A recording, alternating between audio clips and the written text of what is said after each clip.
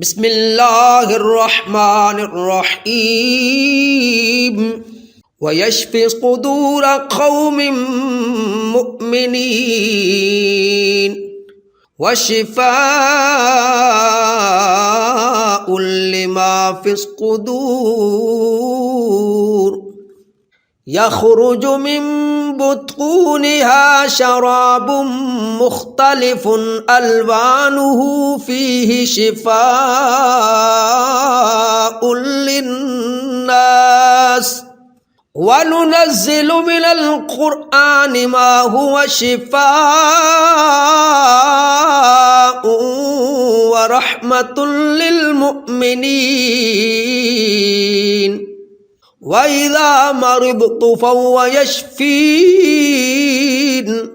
قل هو للذين آمنوا هدى وشفاء